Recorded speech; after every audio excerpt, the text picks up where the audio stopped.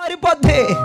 నీ భర్తకు చెప్పి రాత్రి, నీ భార్యతో మాట్లాడి రాత్రి, నీ బిడ్డలతో మాట్లాడి ఒక నిర్ణయానికి రండి. ఇన్ని సంవత్సరముల మనుషుల మాట విన్నాం, బంధువుల మాట విన్నాం, రక్త సముద్రుల మాట విందాం. ఈ రోజు నుంచి దేవుని మాట వించుద్దాం.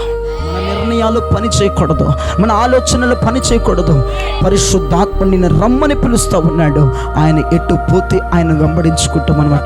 పరిశుద్ధాత్మతలు అప్పగించుకుంటే నీ జీవిత చరిత్ర మారిపోద్ది, నీ స్థితిగతులు మారిపోద్ది, నీ పరిస్థితులు మారిపోద్ది. ఇప్పుడు కొద్దిగా ఉన్నావేమో, ఇప్పుడు తక్కువగా ఉన్నావేమో, ఇప్పుడు అల్పముగా ఉన్నారేమో, ఇప్పుడు వెసులుబాటుగా ఉన్నారేమో, ఇప్పుడు నిన్ను నిందించే పొజిషన్లో ఉన్నావేమో, అందరూ చూసి తూ అని ఊసే పొజిషన్లో ఉన్నావేమో, అందరూ చూసి ఇదేం కుటుంబం రా అనుకునే పొజిషన్లో ఉన్నావేమో. ఈ రాత్రి నుంచి పరిశుద్ధాత్మ దేవునికి నిన్ను అప్పగించుకో. నీ కుటుంబం అంతా పరిశుద్ధాత్మ బాటలో నడవండి. నీ కుటుంబం అంతా పరిశుద్ధాత్మని వెంట వెళ్ళండి. నీ భర్త, నీవు, నీ పిల్లలు పరిశుద్ధాత్మతో అడుగులు వేస్తే నీ చరిత్ర మారిపోద్ది, నీ బిడ్డల చరిత్ర మారిపోద్ది. నీ కొద్దిగా ఉన్న జీవితం తుదుకు విస్తరించి అభివృద్ధి పొంది మహా ఆశీర్వాదకర్తలైపోతారు. ఇచ్చేవారిగా మారుతారు, అందరికి చెప్పేవారిగా మారుతారు. అందరూ వచ్చి నీ సలహా అడిగేటట్టుగా మారిపోతావు. ఈ మాటలు జీవితాన్ని కట్టుతాయి, కుటుంబాన్ని పోషిస్తాయి, జీవితాన్ని నడిపిస్తాయి, ఆశీర్వాదకరంగా నిలబెట్టేస్తాయి. ఈయనకి సమర్పించుకుంటే ఇంకో విషయం కూడా చెప్పా. దేవుని మాట మనం చేసేటప్పుడు ఎవ్వరూ మనకు సహకరించరు, తిడతారు, దూషిస్తారు, పిచ్చా మెంటలా పట్టించుకోవద్దు. దేవునికి దర్శనమిచ్చాడు, అటుగా దిశగా అడుగులు వేయి. దేవునితో ఏం మాట్లాడాడో అటుగా దిశగా అడుగులు వేయి. నా ప్రాణేశ్వరి, నా ప్రాణేశ్వరి,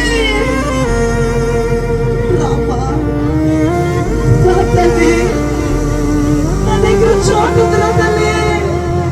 ఇప్పుడు నేను అర్థం చేసుకున్నాను, ఇప్పుడు నేను అర్థం చేసుకున్నాను తల్లి. నాకు తెలుసు నువ్వు నాకు ఎంత నష్టం చేసావు, నేను పట్టించుకోను. నువ్వు నన్ను ఎన్ని దూషించావు, నేను పట్టించుకోను.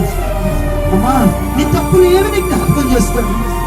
ఇది నిజమైన మార్పే కదా, ఏసై కావాలి కదా. ఆయన తప్పికేమవుతుంది కదా.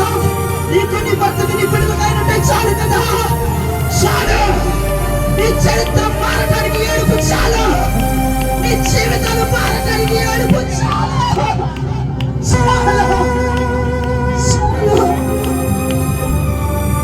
మనుషుల దగ్గర ఆదరణ దొరుకుతుంది. పరిశుద్ధాత్మ త్రియేక దేవుడు నాతో మాట్లాడినటువంటి ఒక చక్కని విషయాలు నేను మీతో ఈ రాత్రి పంచుకోవడానికి ఇష్టపడుతూ ఉన్నాను. ఏ మెసేజ్ పరిశుద్ధాత్మ నాకు ఇచ్చినప్పటికీ కూడా దాని యొక్క సారాంశాన్ని నేను ముందే చెప్పడం నాకు అలవాటు. దాని టైటిల్ని, మనం దేని గురించి మాట్లాడుకోబోతున్నాం అన్న విషయాన్ని ముందలే చెప్తాను నేను. దాని మీదే ఇక ఎంతసేపు చెప్పినా దాని మీదే వెళ్ళిపోతూ ఉంటుంది వ్యవహారం అంతా. మీకు అర్థమయ్యేటట్లుగా ప్రభు మీతో మాట్లాడతారు, నేను కాదు. అర్థమవుతుందండి? దేవునికి స్తోత్రం. ఈరోజు యొక్క నేను దేని మీద మాట్లాడబోతున్నానంటే, ఏ టాపిక్ మీద మాట్లాడబోతున్నానంటే, ఆశీర్వాదం ఎలా వస్తుంది చెప్పండి. బా మొఖాలు వెలిగిపోతున్నాయి ఆశీర్వాదం అనగానే. దేవునికి స్తోత్రం. మరి తప్ప ఏది వద్దుగా మనకి. ప్రభుతో నేను మాట్లాడుతూ ఉన్నాను మోకరించి గదిలో. ప్రభు అన్నారు, అసలు ఆశీర్వాదం ఎలా వస్తుంది? మీ ఫ్యామిలీలు కావచ్చు, మీ పిల్లలు కావచ్చు, మీ వ్యాపారాలు కావచ్చు, మీ చేతి పనులు కావచ్చు, వ్యక్తిగత జీవితాలు కావచ్చు, భౌతిక జీవితాలు కావచ్చు, ఆత్మీయ జీవితాలు కావచ్చు, శారీరక మానసిక జీవితాలు కావచ్చు, ఎలా ఆశీర్వదించబడతారు? మనం ఏం చేస్తే మనం బ్లెస్ అవుతాం? మనం ఏ క్రియ జరిగించాలి? మనం ఏ కార్యాలు చేయాలి? ఏ కార్యాలు చేస్తే మనం ఆశీర్వదించబడతాం? వాక్యములో ధ్యానం చేసుకుని ముందుకు వెళ్దాం. ఆదికాండం 8వ అధ్యాయం 15వ వచనాన్ని చదివి, అదే ఆదికాండం 9వ అధ్యాయం 1 నుంచి 3 వచనాలు చదివి నా వైపు వెంటనే చూడాలి. మళ్ళీ చెప్తున్నాను, ఆదికాండం 8వ అధ్యాయము 15వ వచనం చదివిన వెంటనే 9వ అధ్యాయము 1 నుంచి 3 వచనాలు చదివి నా వైపు చూడాలి. అప్పుడు దేవుడు, నీవును నీతో కూడా నీ భార్యయు నీ కుమారులను నీ కోడండ్రులను ఓడలో నుండి బయటకు రండి. పక్షులు, పశువులు, భూమి మీద ప్రాకు ప్రతి జాతి పురుగులు మొదలైన సమస్త శరీరాలలో నీతో కూడానున్న ప్రతి జంతువును వెంటబెట్టుకొని వెలుపలికి రావలెను. చాలు. 9వ అధ్యాయము 1-3 వచనాలు చదవండి. మరియు దేవుడు నోవాహును అతని కుమారులను ఆశీర్వదించి, మీరు ఫలించి అభివృద్ధి పొంది భూమిని నింపుడి. మీ భయమును మీ బెదురును అడవి జంతువులన్నిటికిని ఆకాశ పక్షులన్నిటికి నేల మీద ప్రాకు ప్రతి పురుగునకును సముద్రపు చేపలన్నిటికీ కలుగును. అవి మీ చేతికి అప్పగింపబడి ఉన్నవి. ప్రాణము గల సమస్త శరములు మీకు ఆహారమగును. దేవునికి చేతులెత్తి స్తోత్రం చెప్పండి గట్టిగా. అయితే నా వైపు చూస్తా, దేవుని వాక్యాన్ని వినండి. ఇక్కడ నోవాహు కుటుంబము గురించి ప్రభు మాట్లాడుతున్న సందర్భాన్ని మనం చూస్తూ ఉన్నాం. ఆదికాండం 8:15 చదివారు. ఆదికాండం 9వ అధ్యాయం 1-3 వచనాలు చదివారు. దేవుడైన యెహోవా ఒక రోజున నోవా దగ్గరికి వచ్చి, అయ్యా, భూమి సకల విధమైన పాపముతో నిండి ఉన్నది, నేను భూమిని జలప్రలయముతో నాశనము చేయబోతున్నానని దేవుడైన యెహోవా నోవాతో మాట్లాడాడు. భయంకరమైన పాపముతో భూమి నిండిపోయింది, భూమి చెడిపోయింది. భూమి మీద ప్రజలు కొట్టు తప్పి తిరుగుతూ ఉన్నారు, వారికి ఇష్టం వచ్చినట్లుగా బ్రతుకుతూ ఉన్నారు. వారి ఆలోచన ఎలా ఉందో దానిని చేస్తా బ్రతుకుతున్నారు. అయితే రాబోతున్న ఉగ్రత నుంచి నీ ఫ్యామిలీ తప్పించబడాలంటే, నీ కుటుంబం తప్పించబడాలంటే, నీవు ఒక ఓడను చేసుకొని ఆ ఓడలోనికి మీ ఫ్యామిలీ వెళ్ళండి అని దేవుడైన యెహోవా నోవాహుతో చెప్పాడు. మరో మాట మాట్లాడకుండా నోవాహు గారు ఇంటికి వెళ్ళి తన భార్యతో విషయాన్ని చెప్పాడు. మరి చెప్పాలి కదండి. తన భార్యతో, 3 కుమారులతో, 3 కోడళ్ళతో అందరినీ పిలిచి హాల్లో కూర్చొని సమావేశం పెట్టుకున్నారు. దేవుడైన యెహోవా నాతో ఇలా మాట్లాడాడు, నా భార్య నా వైపు చూడు, నా మాట ఆలకించు. బిడ్డలారా, కోడళ్ళారా, నా వైపు చూసి నా మాటలు ఆలకించండి. దేవుడు అన్నాడు, ఇక ముందు సంవత్సరాలు భూమి ఉండదట. జల ప్రళయము చేత భూమిని యెహోవా నాశనము చేస్తాడని నాకు దర్శనం ఇచ్చాడు. మనల్ని ఓడ కట్టుకోమన్నాడు, ఓడలోనికి మన ఫ్యామిలీని వెళ్ళమన్నాడు. మనం ఉగ్రత నుంచి తప్పించబడతామట. రాబోతున్న జల సముద్రములో మన ప్రాణములు తేలి ఉబకకుండా మనం సురక్షితంగా ఉండాలంటే మన ఫ్యామిలీని ఆయన ఓడ కట్టుకుని ఓడలో నివసించమన్నాడు అని చెప్పాడు భార్యకి, కుమారులకి, కోడలకి. భార్య అంది, అదేంటయ్యా అటు చెప్పడం ఏంటి, మరి ఇంకోసారి ప్రార్థన అనలా. మామయ్య అదే మాటలు పిచ్చి పట్టింది అనుకుంటారు జనాలందరూ. ఏంటి నువ్వేమన్నా ఇది చేస్తున్నావని కోడళ్ళు అనలా. ఏంటి నాన్న అట్లా అంటున్నావు, ఓడ కట్టడం ఏంటి, జలప్రలయం రావటం ఏంటి, ఏంటి గొడవ ఏంటి, గోత్రం ఏంటి, పకట కళ్ళగా అన్నావా ఏంటని కుమారులు వల్ల వెంటనే భార్య, బిడ్డలు, కోడళ్ళు నోవాహుకి లోబడిపోయారు. స్తోత్రం చెప్పండి. వెంటనే మామయ్య సరే కట్టుకుందాం, ఏమండి కట్టుకుందాం, నాన్నగారు కట్టేద్దాం, దేవునికి స్తోత్రం చెప్పండి. ఇటువంటి కుటుంబం ఉంటే ఎక్కడైనా బ్లెస్సింగ్ అండి. అసలు ఇప్పుడు ఇంట్లో భర్త మాట భార్య ఎందో తుస్సుమంటే కయ్యమంటారు, ఒకళ్ళ దాడు వాళ్ళు పడదు. ఏమండి, తల్లిదండ్రుల మాట పిల్లలకు పడదు, పిల్లలు చెప్తే వీళ్ళు వింటారు. చూడండి, ఈ కుటుంబం చూసి నేర్చుకోండి. ఈ రాత్రి అయినప్పటికీ ఇంటి యజమానుడు నిర్ణయం తన భార్య తీసుకుంది, కుమారులు తీసుకున్నారు, కోడలు తీసుకున్నారు. మరో మాట మాట్లాడలేదండి, మరో మాట మాట్లాడలే. 7 కూడా, దేవునికి స్తోత్రం చెప్పండి. 7 కూడా మరో మాట మాట్లాడకుండా ఎస్ ఓకే కట్టేద్దాం, దేవునికి స్తోత్రం చెప్పండి. ఏంటిది కట్టేద్దాం అంటున్నారు? ఓడ. ఇక ప్రారంభించాడు ఓడ కట్టడం. మనుషులు మామూలులా ఇక తిట్టడం స్టార్ట్ చేశారు. నోవాహుని, నోవాహు భార్యని, నోవాహు కోడళ్ళని, నోవాహు కుమారులని. వీళ్ళకి పిచ్చి పెట్టింది ఏంటంటే నాయన, వీళ్ళకి ఏమైనా మెంటలు వచ్చిందా? ఓడ కట్టుకోవాలని నిమగ్నమైపోయారు. నిందిస్తున్నారు, దూషిస్తున్నారు, అనరాని మాటలంటా ఉన్నారు.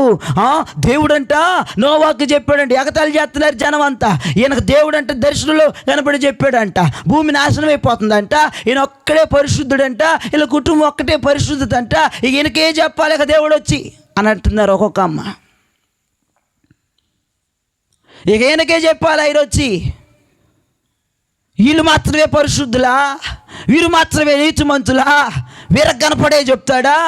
ఓ పెద్ద ఓడగట్టేస్తున్నారు. ఏమండి, నీకు ఓపుకుంటే సహకరించు, లేకపోతే నోరు మూసుకుని వెళ్ళిపో. ఎందుకు నీకు ఈ గొడవ?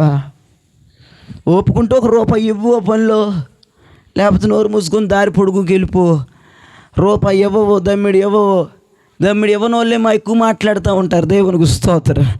ఏమండి, ఊరంతా కష్టపడితే 100 సంవత్సరాలు పట్టదుగా ఓడగట్టడానికి. 100 సంవత్సరాలు పైన పెట్టిందంటే ఓడగట్టడానికి. ఆ యనమండుగురే కట్టారండి. ఒక్కడొచ్చి ఈ పుల్ల అక్కడ వేయలేదు. వేయకుండా వాళ్ళ సొంత పనులు మానుకొని మరి కుర్చీలు వేసుకుని తిరుగుతున్నారంట. వాళ్ళని అవసరమే? వాళ్ళ పనులు మానుకొని, చేతి పనులు మానుకొని మరి వాళ్ళు తిట్టడమే పనిగా పెట్టుకున్నారంట. చేతకన్నోడుకు మరి ఏం చేస్తారు? వీళ్ళకి పిచ్చి పెట్టింది, వీళ్ళని ఎర్రగడ్డలో జాయిన్ చేయాలా, వీళ్ళు పిచ్చి మందలాగా ఉన్నారు.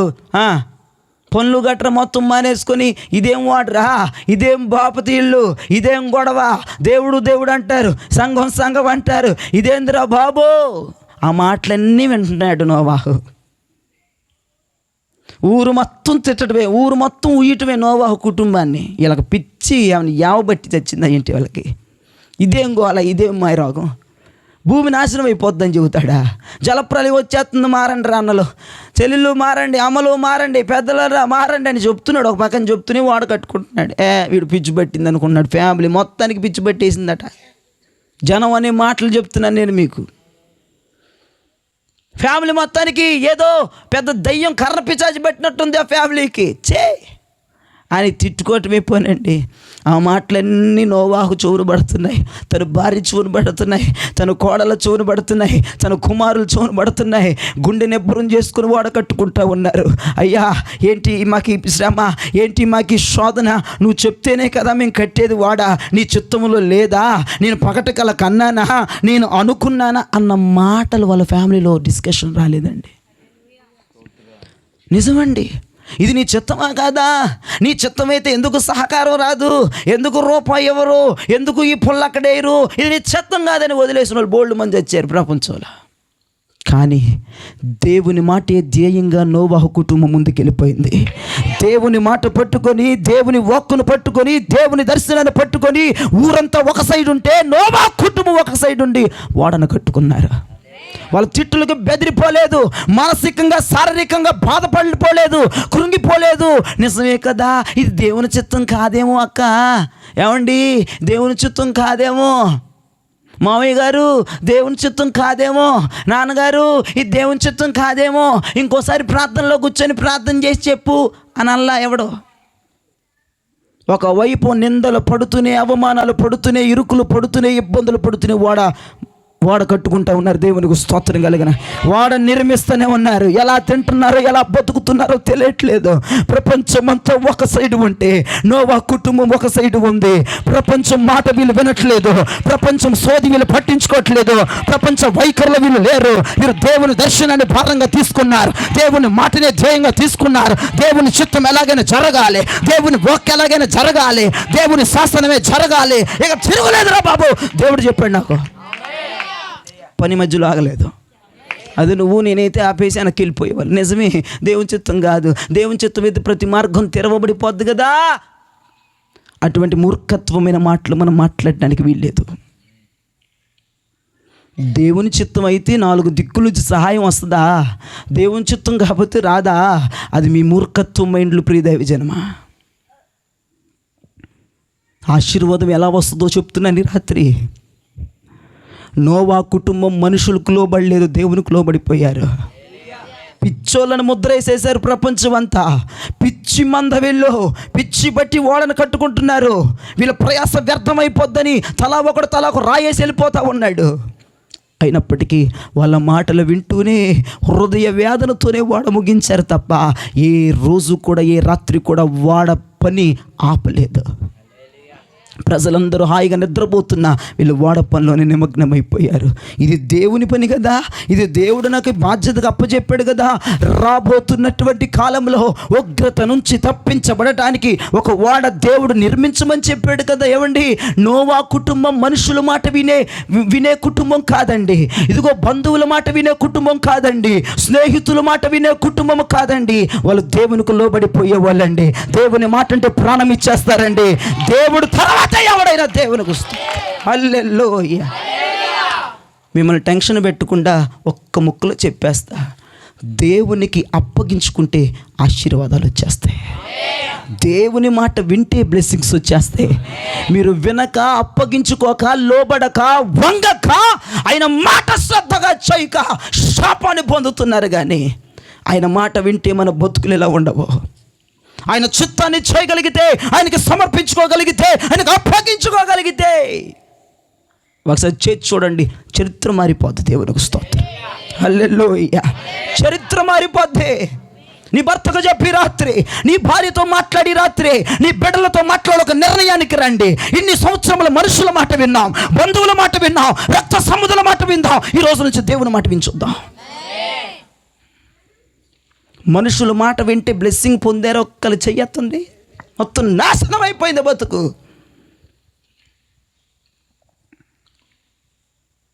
మా అన్నయ్య గారండి, మా అన్నయ్య గారు పోయింది దెబ్బలోకి బతుకు.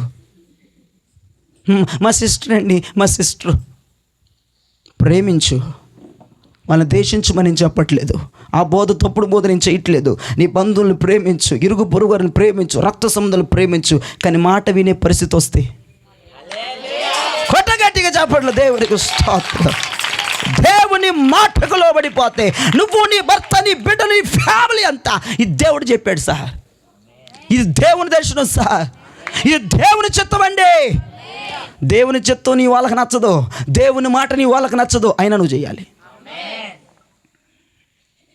దేవుని మాట ఎవడికి తిడతారు, అవమానిస్తారు, అవమానాలతో నింపుతారు, మేము నీకు సహాయం చెయ్యనంటారు, అయినా రాజీ పడకూడదు. దేవుడే నీ కుటుంబాన్ని పోషిస్తాడు, దేవుడే నీ కుటుంబాన్ని నడిపిస్తాడు. విశ్వాసం ఉంటే గనక దేవుని మాట నుండి ఎవ్వరి మాటలోనికి జారిపోవు. నువ్వు జ్ఞాపకం చేసుకో. నువ్వు అప్పగించుకోక ఈ శాపం, కానీ అప్పగించుకుంటే శాపం ఎక్కడ ఉంటుందో మన జీవితాల్లో. యేసయ్యా, ఈ రోజు నుంచి నీ మాటకు అప్పగించుకుంటానయ్యా. ఇన్ని సంవత్సరాలు నేను బాప్తిజం తీసుకున్న మొదలుకొని ఇన్ని సంవత్సరాలు నీ మాట వెనకే చెడిపోయాను. నీ మాట వెనకే కట్టు లేక తిరుగుతూ ఉన్నాను. నీ మాట వెనకే మా ఫ్యామిలీలో దరిద్రం ఇలా దండమాడుతుంది. నీ మాట వింటే ఎప్పుడో బాగుపడిపోయామలవయ్యా. ఈ రాత్రి దేవుడు నీతోనే మాట్లాడుతున్నట్లేదు. నువ్వే కదా మనుషుల మాట వినేది. దేవుని మాట ఈజీగా ఏవండి పులిహోరలో ఏంటిది కరివేపాకు తీసి పడేసినట్టు ఆయన మాట లెక్కపత్రం చేయకుండా తీసేసావు. మనుషుల మాట ఎక్కువైపోతుంది, బంధువుల మాట ఎక్కువైపోతుంది, స్నేహితుల మాట ఎక్కువైపోతుంది. అలా చెప్పారండి, వీళ్ళు ఇలా చెప్పారండి, ఈ విట్ట చెప్పిందండి, మాకు దగ్గర వాళ్ళండి, మాకు దూరం వాళ్ళండి, మమ్మల్ని ప్రేమిస్తారండి, మమ్మల్ని ఆదరిస్తారండి, వాళ్ళు చెప్పారండి, వీళ్ళు చెప్పారండి. ఏది మరి బ్లెస్సింగ్ చూపించు. నీ మాటకే వస్తున్నా, నీ మాటకే వస్తున్నా. అందరి మాట విని ఎన్ని స్టేర్ల బిల్డింగ్ కట్టావు చెప్పు నాకు. అందరి మాట విని బ్యాంక్ బ్యాలెన్స్ ఎంత పెరిగిపోయిందో నాకు చెప్పు నాకు. నేను కూడా ట్రై చేస్తే వేసైపోయి మానేస్తా ఈ రోజు నుంచి. మీకేం తెలుసు పాస్టర్ గారు, మనుషుల మాటలో ఉన్న మజా అంటావా? చెప్పు చెప్పు, నీ సవాల్ ఇస్తున్నా. మనుషుల మాట ఏంటే ఇదిగో నేను 5 స్టేర్ల బిల్డింగ్ కట్టేశానయ్యా. మనుషుల మాట ఏంటంటే నేను దేవునికి దగ్గర అయిపోతున్నానయ్యా. మనుషుల మాట ఏంటే నేను ఆత్మీయంగా ఎదిగిపోతున్నానయ్యా. వాళ్ళ మాట ఏంటి ఇదిగో నేను ఇట్ట ఉన్నాను అని ఒక్కటి చూపించు నాకు. శిరస్సు వంచేస్తాను దగ్గరకు వచ్చేసి. ఈ మాటలు జీవితాన్ని కట్టుతాయి, కుటుంబాన్ని పోషిస్తాయి, జీవితాన్ని నడిపిస్తాయి, ఆశీర్వాదకరంగా నిలబెట్టేస్తాయి. ఈయనకి సమర్పించుకుంటే. ఇంకో విషయం కూడా చెప్పా, దేవుని మాట మనం చేసేటప్పుడు ఎవ్వరూ మనకు సహకరించరు, తిడతారు, దూషిస్తారు, పిచ్చా మెంటలా పట్టించుకోవద్దు. దేవునికి దర్శనమిచ్చాడు, అటుగా దిశగా అడుగులువే. దేవునితో ఏం మాట్లాడాడో అటుగా దిశగా అడుగులువే. మీకు విషయం చెప్పనా, ఇన్ని విషయాలు చెప్తున్నా, నోవాహు జీవితంలో దేవుడు ఏ బ్లెస్సింగ్ ఇచ్చాడు?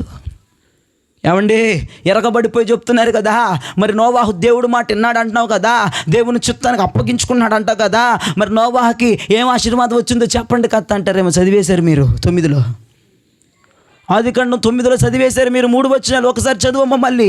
నోవాహు కుటుంబం దేవునికి లోబడింది, దేవునికి అప్పగించుకుంది, దేవుని చిత్తాన్ని చేసింది, దేవుని మాటకి లోబడింది, దేవుని మాటే ధ్యేయంగా ముందుకెళ్ళింది. 9వ అధ్యాయము 1 నుంచి 3 వచనాల్లో ఏమొచ్చినాయి చూడండి ఆశీర్వాదాలు. మరియు దేవుడు నోవాహును అతని కుమారులను ఆశీర్వదించి, నోవాహును అతని కుమారులను, అతని కోడళ్లను, అతని భార్యను ఆశీర్వదించి, మీరు ఫలించి అభివృద్ధి పొంది మీరు ఫలించండి, అభివృద్ధి పొందండి, భూమిని నిండించండి అని చెప్పి, మీ భయమును మీ బెదురును, మీ భయము మీ బెదురు అడవి జంతువులన్నిటికిని, అడవి జంతువులన్నిటికీ, ఆకాశ పక్షులన్నిటికిని, ఆకాశ పక్షులన్నిటికీ, నేల మీద ప్రాకు ప్రతి నేల మీద ప్రాకు ప్రతి పురుగుకును, సముద్రపు చేపలన్నిటికీ కలుగును. స్తోత్రం చెప్తే గట్టిగా చప్పట్లు కొట్టండి, స్తోత్రం చెప్తే గట్టిగా చప్పట్లు కొట్టండి, స్తోత్రం చెప్తే గట్టిగా చప్పట్లు కొట్టండి. వినండి ప్రియ దైవజనమా, దేవుడు తిరుగులేని ప్రామిస్ నోవాహు కుటుంబానికి చేస్తున్నాడు. నోవా భలా మంచి దాసుడా. ఊరంతా ఒకటైపోయినా నీ ఫ్యామిలీ ఒకటైపోయింది. వాళ్ళ ఫ్యామిలీలో కోడళ్ళు లోకంలో కలిసిపోవచ్చుగా, కలవలా. కుమారులు లోకంలో కలిసిపోవచ్చుగా, కలవలా. భార్య వెళ్ళిపోయినా భర్త నిజంగానే పిచ్చోడని వాళ్ళ వైపు మాట్లాడొచ్చుగా, మాట్లాడలా. 8 మంది ఒక నిర్ణయం మీద ఉన్నారు. ఆ నిర్ణయం వాళ్ళది కదా అయింది.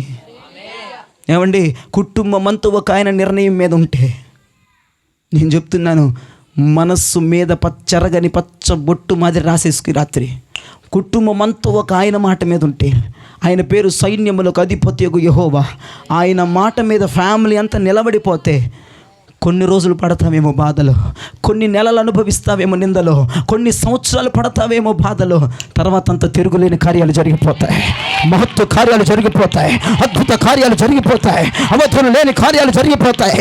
దేవుడని యెహోవా అంటున్నాడు, మృగాలకి నిన్ను చూస్తే భయపడతాయి. సింహాన్ని మనం చూసి భయపడతామా, మనల్ని చూసి సింహం భయపడిద్దా? అసలు లెక్క చెప్పు, బైబిల్లోకి వెళ్ళిపోయింది సహోదరి.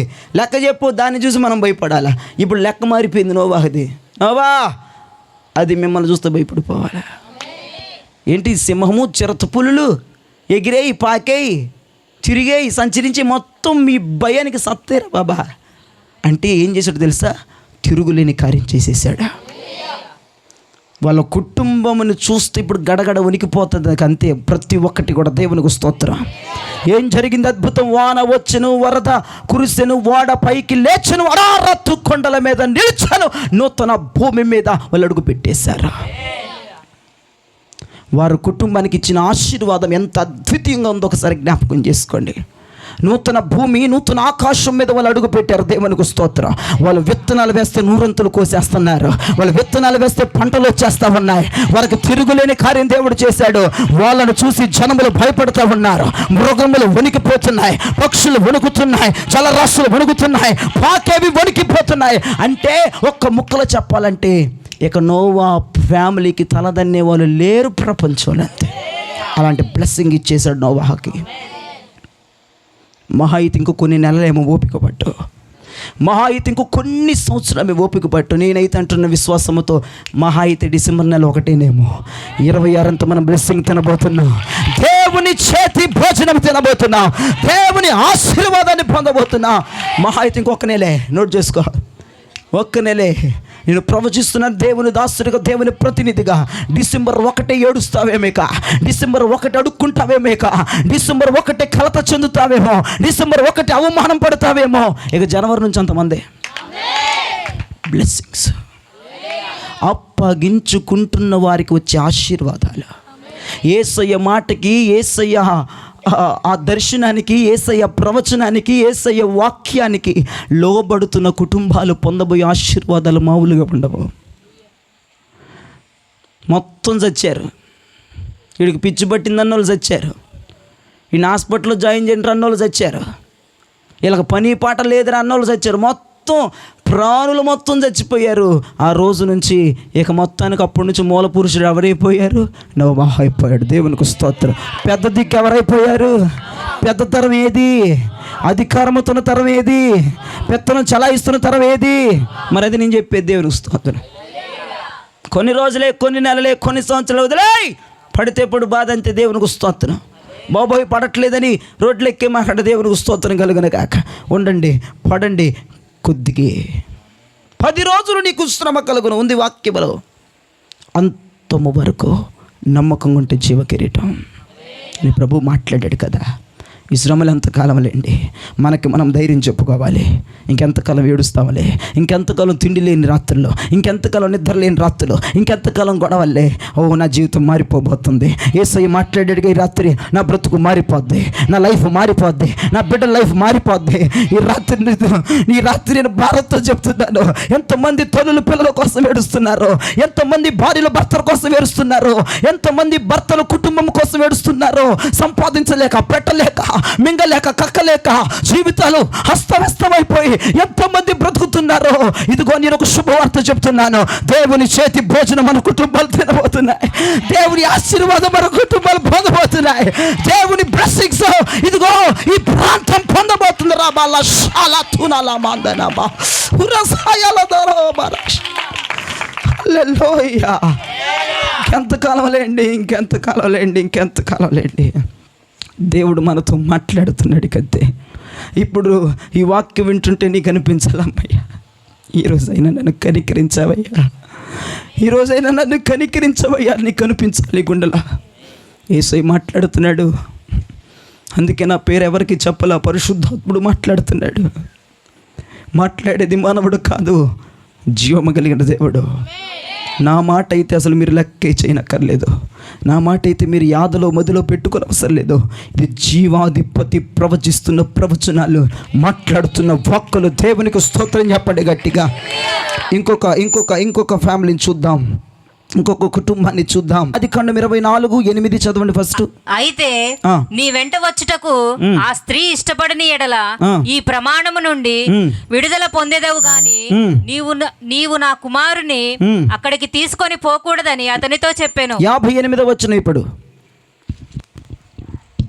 రిబ్కాను పిలిచి ఈ మనుషునితో కూడా వెళ్ళేదవా అని ఆమెను అడిగినప్పుడు వెళ్ళేదన నేను.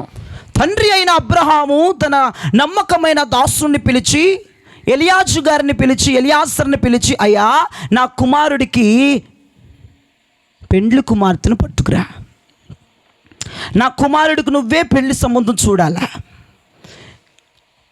నువ్వు బయలుదేరి వెళ్ళి ఈసాకుకి ఒక వధువుని సిద్ధపరుచుకొని తీసుకురా. అయితే ఒక షరత్తు, ఆ చిన్నది ఎవరైతే ఉంటుందో, కన్యక ఎవరైతే ఉంటుందో ఆమె నీతో రావడానికి ఇష్టపడాలి.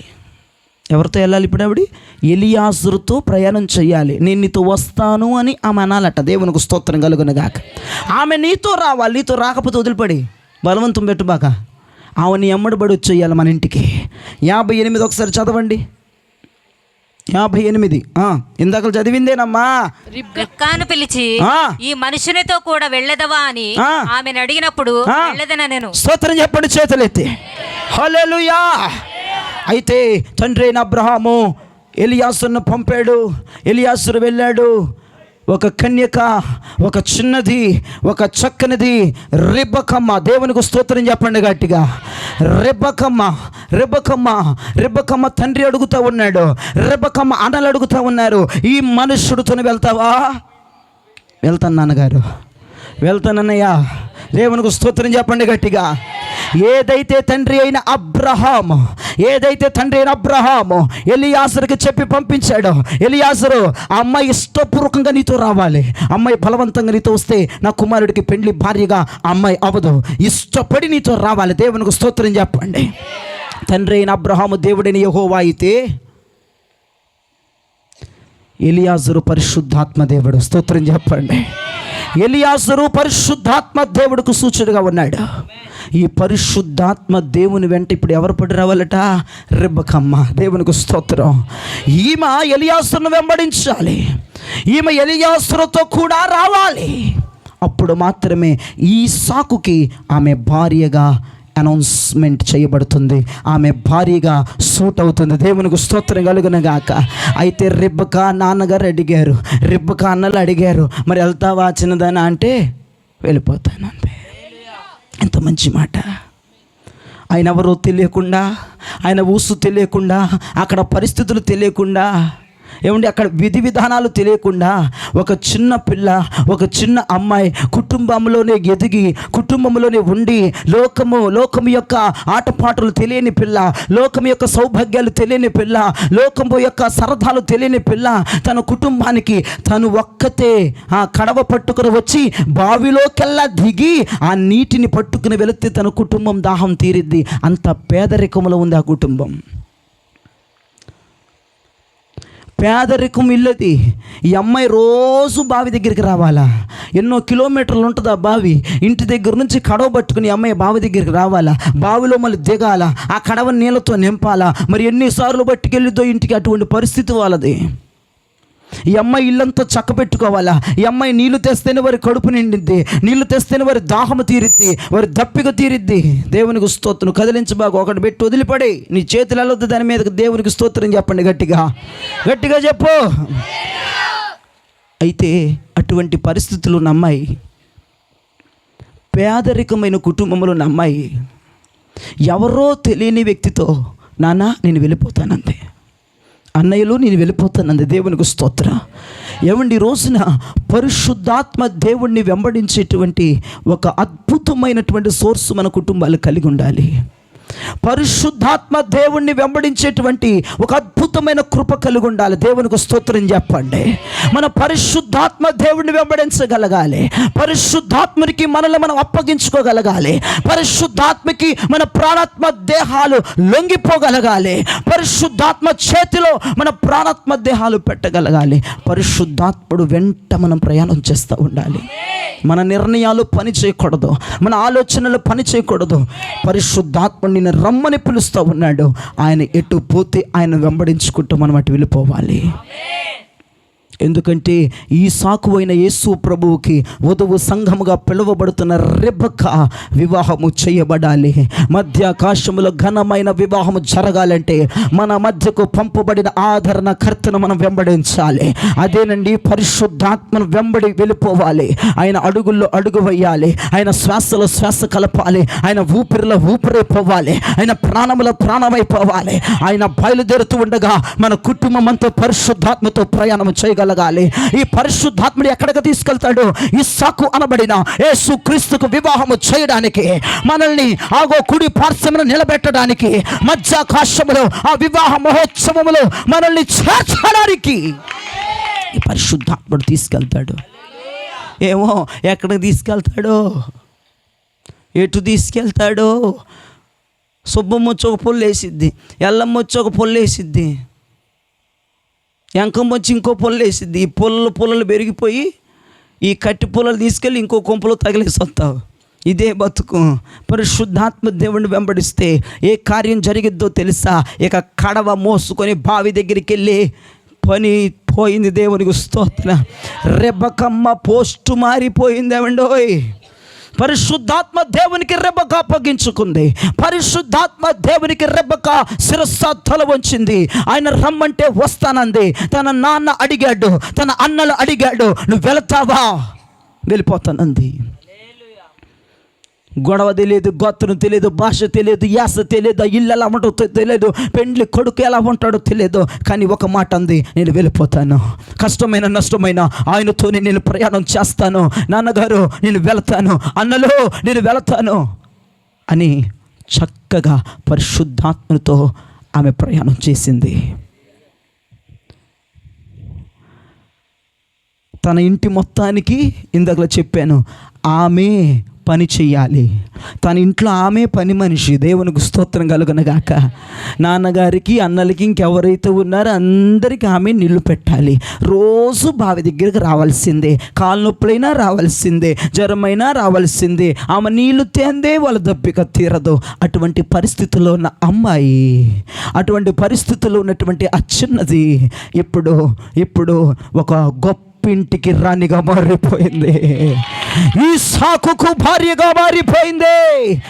ఏమండి కడవ పట్టుకుని నడుచుకుంటా వెళ్ళింది, ఇప్పుడు ఒంటెక్కింది. దేవునికి స్తోత్రం చెప్పరే. ఒంటెక్కి దజ్జాగా వెళ్ళిపోతుంది. ఇక నడిచే బాపతి పోయింది. కాళ్ళకి రాళ్ళు గుచ్చుకునే బాపతి పోయింది. కాళ్ళకి ముళ్ళు గుచ్చుకునే బాపతులు పోయాయి. కాళ్ళు వాయటం పోయాయి. చెప్పులు తెగిపోవటం పోయాయి. ఇప్పుడు మహారాణిలాగా ఒంటిలోకి వెళ్ళిపోతా ఉంది. ఆ ఇంట్లోకి వెళ్ళంగానే ఆమెను అంటున్నారు, అమ్మగారండి నీళ్ళు దెమ్మంటారా?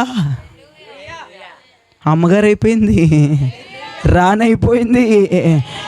ఒక సరైన వ్యక్తికి భార్యగా మారిపోయింది. ఈ రాత్రి పరిశుద్ధాత్మను అప్పగించుకుంటే నీ జీవిత చరిత్ర మారిపోద్ది, నీ స్థితిగతులు మారిపోద్ది, నీ పరిస్థితులు మారిపోద్ది. ఇప్పుడు కొద్దిగా ఉన్నావేమో, ఇప్పుడు తక్కువగా ఉన్నావేమో, ఇప్పుడు అల్పముగా ఉన్నారేమో, ఇప్పుడు వెసులుబాటుగా ఉన్నారేమో, ఇప్పుడు నిన్ను నిందించే పొజిషన్లో ఉన్నావేమో, అందరూ చూసి తూ అని పూసే పొజిషన్లో ఉన్నావేమో, అందరూ చూసి ఇదేం కుటుంబం రా అనుకునే పొజిషన్లో ఉన్నావేమో. ఈ రాత్రి నుంచి పరిశుద్ధాత్మ దేవునికి నిన్ను అప్పగించుకో. నీ కుటుంబం అంతా పరిశుద్ధాత్మ బాటలో నడవండి. నీ కుటుంబం అంతా పరిశుద్ధాత్మని వెంట వెళ్ళండి. నీ భర్త, నీవు, నీ పిల్లలు పరిశుద్ధాత్మతో అడుగులు వేస్తే నీ చరిత్ర మారిపోద్ది, నీ బిడ్డల చరిత్ర మారిపోద్ది. నీ కొద్దిగా ఉన్న జీవితం తుదుకు విస్తరించి అభివృద్ధి పొంది మహా ఆశీర్వాదకర్తలు అయిపోతారు. ఇచ్చేవారిగా మారతారు, అందరికీ చెప్పేవారిగా మారతారు. అందరూ వచ్చి నీ సలహా అడిగేటట్టుగా మారిపోతావు. నువ్వు ఒకళ్ళు కొంపకెళ్ళి సలహాలు గుతున్నావేమో, ఆ దొరగారు వచ్చిందాకా చేతులు కట్టుకుంటున్నావేమో, వాళ్ళ సలహాలు తీసుకునేదాకా ఆ గుమ్మలోనే పడిసేస్తున్నావేమో. రేపు నీ ఇంటికి క్యూ కట్టబోతున్నారు. ఇలా చేస్తే బాగుంటుందక్క, అన్న ఇలా చేస్తే బాగుంటుందా, అయ్యా ఇలా చేస్తే బాగుంటుందని నీ సలహాలు అడగటానికి నీ ఇంటికి రాబోతా ఉన్నారు. ఓ నీ తల దేవుడు పైకెత్తబోతా ఉన్నాడు, ఇచ్చేదానిగా దేవుడు చేయబోతా ఉన్నాడు. ఏమండి, రెబ్బకమ్మ జీవితం నిమిషాలలో అద్భుతంగా మారిపోయింది. ఆ అమ్మాయి అసలు ఊహించిందా? నేనేంటి, ఆ ఇల్లు ఏంటి, గొడవేంటి, గోత్రం ఏంటి, నా మామగారు తండ్రి అయిన అబ్రహామా, ఈసాక్ గారు, వాళ్ళ విలువలు తెలియదు, వాళ్ళ గురించి తెలియదు, వాళ్ళ సొంత ఇల్లు కాదో తెలియదు. కానీ ఏమీ తెలియదండి, ఏమీ అనుమానించలేదండి, ఏమీ డౌట్లు పెట్టుకోలేదండి. ఇరుగు పొరుగోళ్ళు వెళ్తావా, చెందుతావా, ప్రార్థనకి వెళ్ళాలి, ఈ రోజున వెళ్ళి అక్కడ చదువు వాక్యం, వెళ్తేనే ఇది అవుతుందా, మానెత్తే ఏమవుతులే, ఎవడు మాటలు పట్టించుకోలేదామా.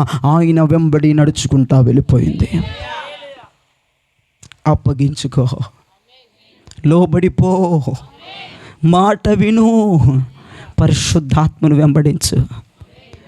ఇక కడవ పట్టుకొని రోజు బావి దగ్గరకు వచ్చే పని లేదు. కాళ్ళకి రాళ్ళో ముళ్ళో గుచ్చుకొని వాసిపోయేటువంటి ఇక ఏ విధానం లేదు. అసలు ఇంక అమ్మాయి పని చేయటమే కష్టంగా మారిపోయింది. ఆ గొప్ప ఇంట్లో తేపకొస్తుంది. అమ్మగారు వాటర్ తాగుతారా, అమ్మగారు ఏం కూర అనమంటారు, అమ్మగారు తినండి చికెన్ కూర మీకు ఇష్టం అంటగా, మీ ఆయన గారు చెప్పారు, రొయ్యలు ఇష్టం అంటగా, పీతలు ఇష్టం అంటగా. ఆ అమ్మాయికి ఒక భ్రమ అయిపోయింది. నేను అనుకుంటున్నాను, ఇలా ఊహించా, అమ్మాయి కొత్తగా వెళ్ళింది కదా అబ్రహాం గారి ఇంటికి, ఇస్సాకుని పెళ్లి చేసుకుంది కదా, పొద్దున్నే తుల్లుబడి లెగిసిందేమో కడవ పట్టుకుని బావి దగ్గరికి వెళ్ళడానికి అనుకుంటున్నాను నేను. ఇంకా అదే భ్రమలో ఉండుండొచ్చు, ఏమి ఎవరికి తెలుసు. తుల్లిపడి లేకంగానే ప్యాలెస్ కనపడిపోయింది అమ్మాయికి. బాబోయ్, నాకు పెళ్ళి అయింది కదా, నేను గొప్ప ఇంటి దానికి కదా, చిచి నేను పేదింటి దానిలాగా బిహేవ్ చేయకూడదు. నా మామగారి తండ్రి నా అబ్రహాము, నా భర్త ఈసాకు సమర్పించగలిగినవాడు, సమర్పణ పుత్రుడు, దేవునికి స్తోత్రం. ఈ కుటుంబం భయభక్తులు కలిగిన కుటుంబం. మెత్తడి పరుపుల మీదకి వెళ్ళిపోయింది. నేల మీద పడుకునే పిల్ల ఒక్కసారి మెత్తడి పరుపుల మీద ఒకసారి కూర్చుంటే 20 సార్లు ఎత్తిపడేద్దంట పరుపు. దేవునికి స్తోత్రం. ఆ పరుపులు ఉన్నాయి, దేవునికి స్తోత్రం.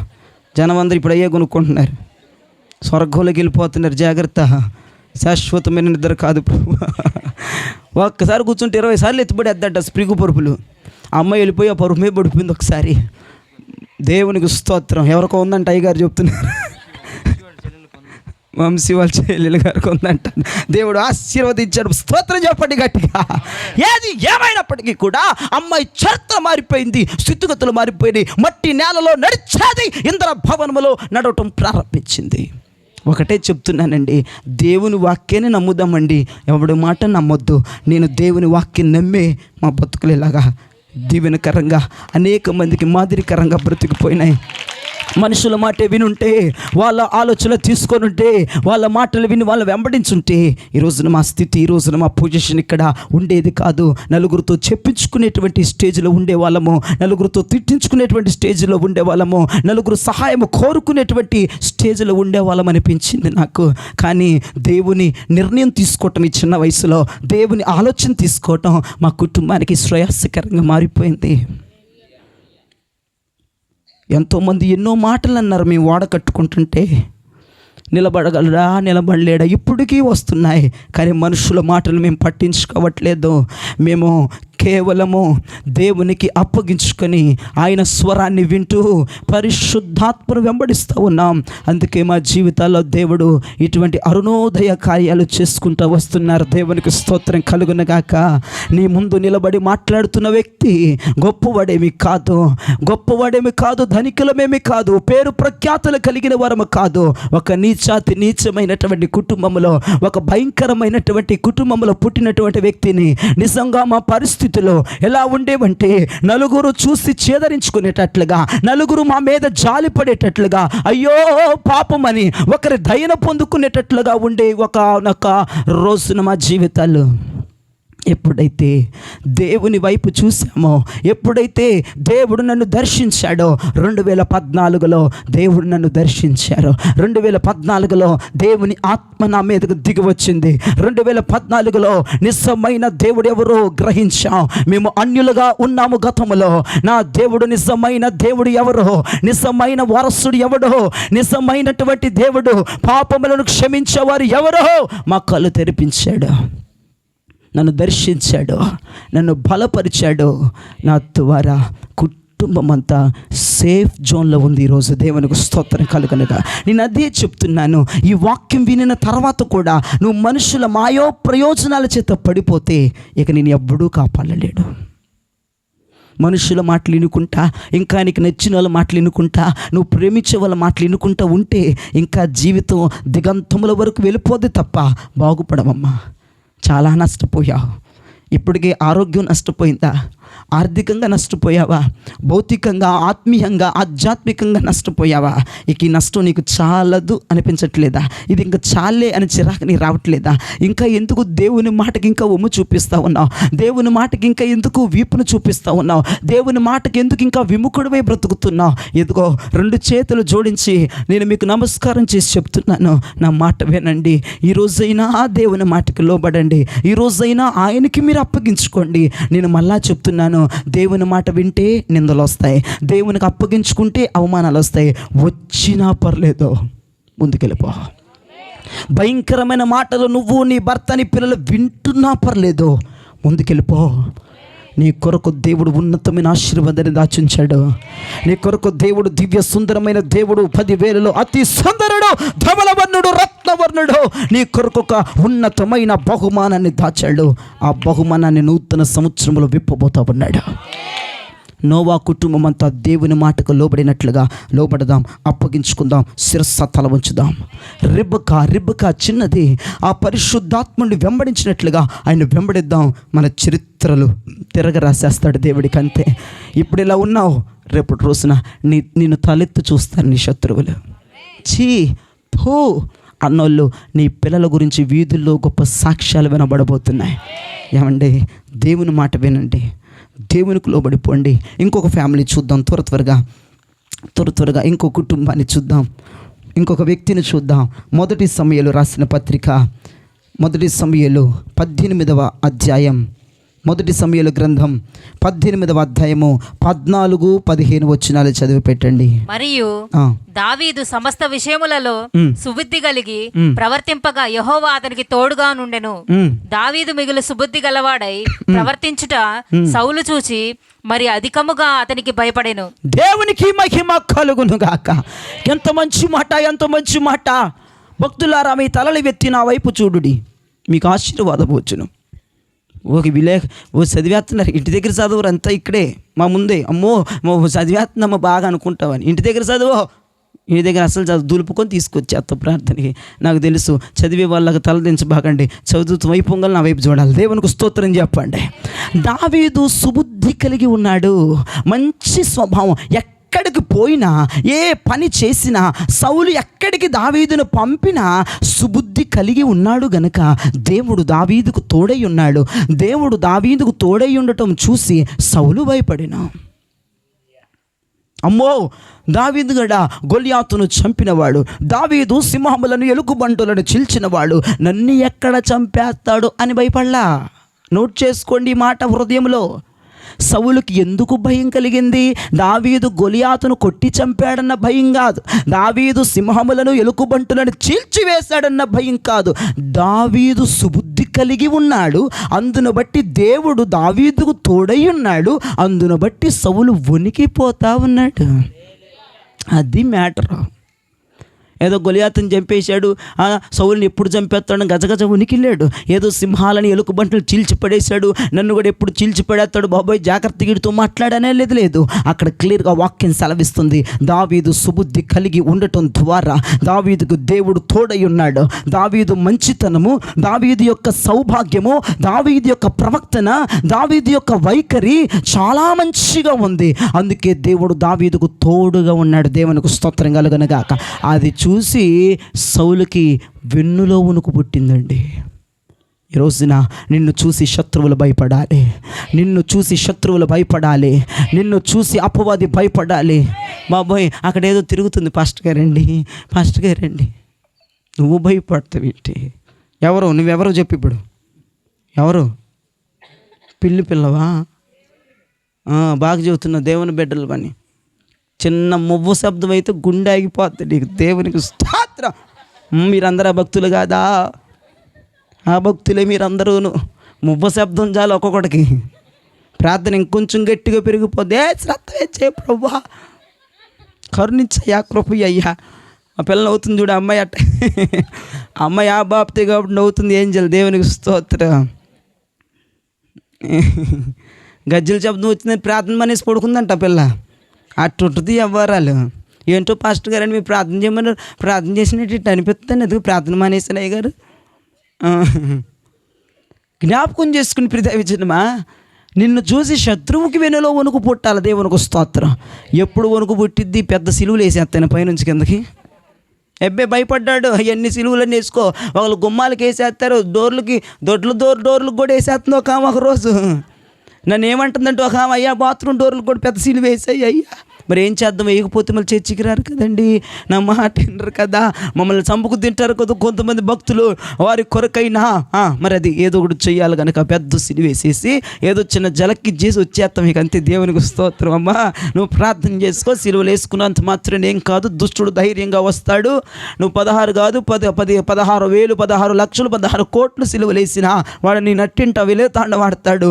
కానీ నీ మంచితనాన్ని బట్టి శత్రువు భయపడాలి, నీ మంచి ప్రవక్తను బట్టి శత్రువు భయపడాలి, నీ మాట తీరును బట్టి శత్రువు భయపడాలి. నువ్వు మంచిగా బ్రతుకుతే, సుబుద్ధిగా బ్రతుకుతే ఎవడాడో నేను ఎదిరించేదే. బ్రతుకు మంచిగా. ఏంటో పాస్టర్ గారు మీరు మంచిగా బతుకమంటున్నారు, అందరూ శాతగానోడు అంటున్నారు. పాస్టర్ గారండి మంచికి రోజుల్లో పాస్టర్ గారండి ఏం లేవంటండి, మంచికి రోజులు కావండి, ఇవి చెడుగా ఉంటేనే చెల్లుతామండి. అంటేనే చెల్లుతాం పాస్టర్ గారు. మీరేమో దయ అంటారు, శాంతి అంటారు, ఆడేమో నా ఇంటి మీద రాలీస్ రాస్తున్నాడు, అందుకే మీరు రెచ్చిపోతున్నాం. రెచ్చిపోబాక, రోడ్లు ఎక్కేబాక. యేసు ప్రభు మాటిని రాత్రి. దేవునికి స్తోత్రం. మంచిగా బతుకో. ఎవడు ఎన్నన్నా, ఎవడు దూషించినా, ఇంకో విషయం చెప్పనా, నువ్వు బాప్తీసం తీసుకున్న తర్వాత మంచిగా మారిపోయిన తర్వాత నీ కింద పిల్లులుగా ఉన్నోళ్ళు సింహాలు అయిపోతారు, గజ్జేస్తారు. అదిరా ఇదిరంటారు, అయినా కామైపోవాలా? నేను బైబిల్ పక్కన పెట్టానంటే పనికి మళ్ళీ మాట్లాపే. నేను రక్షణ పక్కన పెట్టానంటే ఏం చేస్తావు? పక్కన పెడితే పోతావు నువ్వు, పక్కన పెట్టకూడదు. స్తోత్రం చెప్పు గట్టిగా. ఏం పక్కన పెడుతుందంటామా? నేను గనుక రక్షణ వదిలితే, నేను గనుక దైవ భక్తిని వదిలితే నా సంగతి తెలుసు కదా. నీ మంచితనాన్ని చూసి ఆడేమైపోవాలి బాబోయ్, ఆడు భయపడిపోవాలండి. దేవునికి స్తోత్రం చెప్పండి. దావీదు గొలియాతును చంపాడని సౌలు భయపడ్డాడా? దావీదు ఎలుకబంటులను సింహములను చీల్చాడని సౌలు భయపడ్డాడా? సౌలు ఎందుకు భయపడ్డాడంటే బాబోయ్ వీడి ప్రవక్తన యేసు చెప్పినట్టే ఉంది. అందుకే యేసయ్య వాడికి తోడుగా ఉన్నాడు. ఏ సమయంలోనే ఏదైనా జరిగిపోవచ్చు అని చెప్పేసి వెన్నులో వణుకు పుట్టించేసాను. నీ మంచితనమే ప్రజలను భయపెట్టాలి. మంచిగా ఉండు, మంచిగా మాట్లాడు. నీ రక్షణ పక్కన పెట్టొద్దు, నువ్వు చర్చి మానొద్దు, నీ విలువైనటువంటి జీవితాన్ని పక్కన పెట్టొద్దు. అన్నీ నీవే ధరించుకొని నువ్వు ముందుకెళ్ళిపోతూ ఉండు. శత్రువు నిన్ను చూసి భయపడతాడు. నీ కుటుంబమునకు రావాలంటే భయపడతాడు. నీ బిడ్డల మీదకి రావాలంటే భయపడతాడు. నీ నట్టింటలోనికి అడుగు పెట్టాలంటే వాడు భయపడాలా. అంత సుబుద్ధి కలిగి జీవించు. దేవునికి స్తోత్రం. సౌలు ఎవరండి? సౌలు మీదకి దెయ్యపాత్మ వచ్చేసేదంట. ఆడి దెయ్యం పడితే ఏం వాగుతాడో తెలియదు అంటాడు సౌలు. అటువంటి వ్యక్తికి లోబడిపోయాడు దావీదు. అవసరమే ఉందండి? దెయ్యం పట్టినోడికి ఈ దావీదు లోబడిపోవటం ఏంటి? పొద్దాకలు దెయ్యం వచ్చేస్తూ ఉంటుంది, ఈయనేమో గిటారా వాయించేయాలి, ఆ దెయ్యం వదిలి వెళ్ళిపోవాలి. ఆయనకి చిత్తము ప్రభువా, దేవునికి స్తోత్రం, నడిపింపదండి. లోబడ్డాడు దావీదు. ఆఫ్టర్ ఆల్ దయ్యం పట్టినోడికి లోబడితే అభిషక్తులకు లోబడలేకపోతుంది ఈ ప్రాంతం ప్రజలు.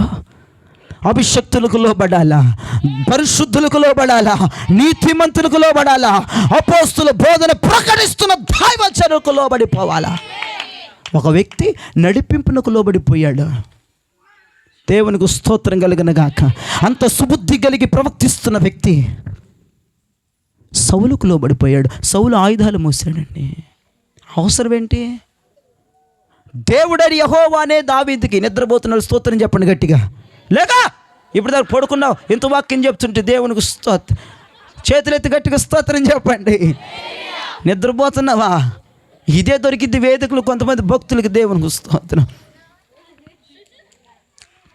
ఇంట్లో పడుకున్న నిద్ర సాలట్లా, నేను జోలు పాడుతున్నానా? ఇప్పుడు పాడమంటావు ఒక పాట వాక్యం ఆపేసి, ఇంత మటుకి సాలే వాక్యం ఆపేయమన్నారు. స్తోత్రం చెప్పండి. అబ్బో ఇదంతా దొంగబోదే, ఇదంతా దొంగ మనిషే, మీదంతా నాకు తెలుసు. నిజంగా చెప్తున్న వాళ్ళు గట్టిగా స్తోత్రం చెప్పండి.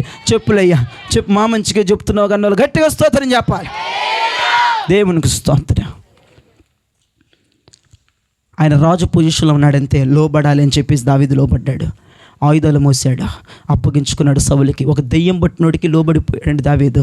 మీరు అభిషక్తులకు లోబడట్లా, దైవజనులకు లోబట్లా, దైవజనులు చెప్పిన మాటలకు అంతా వ్యతిరేకం చేసేసి బీపీ షుగర్లు పెంచేస్తున్నారు అయ్యగారులకి. జ్ఞాపకం చేసుకోవాలా. అయ్యగారులకు బీపీ షుగర్లు అయితే ఎందుకు వచ్చాయి తెలుసా అండి? మీకు ఎందుకు వస్తాయి తెలుసా?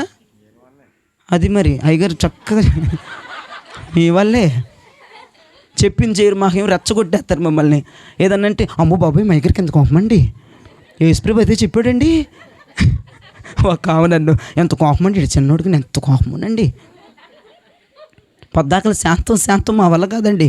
యేసుప్రభు వారండి కొరడాలు పేని ఒక్కొక్కరిని ఎరగబాదేశాడండి. అక్రమాలు చేస్తంటే సన్నిధిలో తప్పుని సహించడండి దైవజనుడు. స్తోత్రం చెప్పు గట్టిగా. దైవజనుడు కోపపడాలా పడకూడదా? పడాలి. నువ్వేది ఇచ్చేస్తాను వల్ల అప్పలో నేను ప్రేమించేసి నువ్వేది చేసినా మేము అనుకూలంగా ఉండకూడదు. అది అదొక పనికి మాలది విధానం. దేవునికి స్తోత్రం కలుగునుగా. తప్పు అయితే గద్దించాలి, ఖండించాలి. శాంతమ్మ నువ్వు చేసేది, అమ్మో అలాంటి పేర్లు గల్లోళ్ళు ఉన్నారేమో, క్షమించండి. నాకు ఊతపదంగా శాంతమ్మని వచ్చేసింది. నువ్వు చేస్తున్న తప్పు, ఆదివారం మందిరానికి కలగకుండా ఎవరాలు పడ్డాడు ఫంక్షన్ రా. ఆ సంఘానికి వెళ్ళండి మానొద్దు. ఆ సంఘానికి వెళ్ళండి మానొద్దు. అట్లాంటి సంఘానికి మనం వెళ్ళాం కదా. శాంతం పొద్దాలు శాంతం. నువ్వేం చేసినా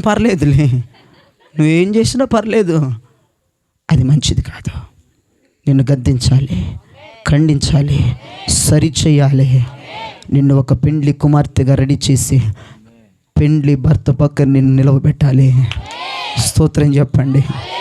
దావీదు మంచితనమును బట్టి సౌలు భయపడిపోయాడు.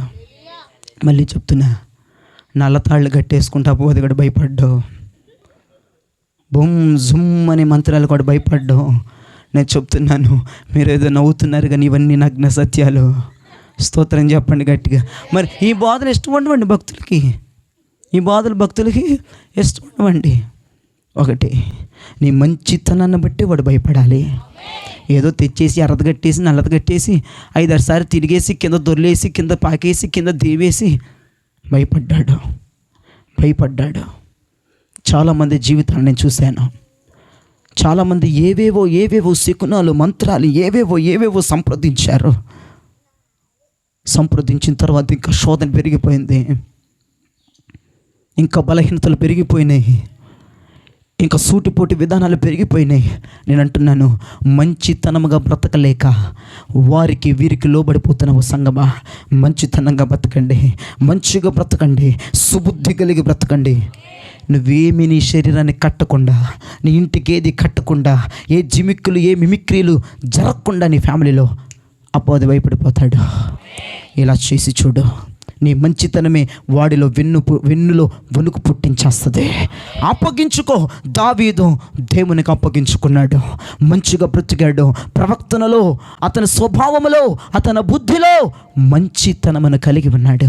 జ్ఞాపకం చేసుకున్న ప్రియ విజనమా, యేసయ్య మాటకు లోబడిపోదాం, ఆయనను వెంబడిద్దాం, ఆయనకి శిరస్సు తల ఉంచుదాం, ఆయన విషయంలో లోబడిపోదాం, పరిశుద్ధాత్మ దేవుని వెంబడిద్దాం. దేవునికి మాత్రమే మన ప్రాణాత్మ దేహాలు అర్పించేద్దాం. ఖచ్చితంగా బలమైన కార్యాలు దేవుడు చేయబోతున్నాడు. ఇంకా చివరిగా చూసుకుందాం. మొదటి రాజులు 19వ అధ్యాయము 19వ వచనాన్ని చదువు పెట్టండి త్వరగా. మొదటి రాజులు 19వ అధ్యాయము 19వ వచనాన్ని చదవండి. ఏలియా అచ్చట నుండి పోయిన తరువాత అతనికి షాపాతు కుమారుడైన ఎలీషా కనబడెను. అతడు తన ముందరనున్న 12 అరకల ఎడ్ల చేత దుక్కి దున్నించుచు 12వ అరక తాను తోలుచుండెను.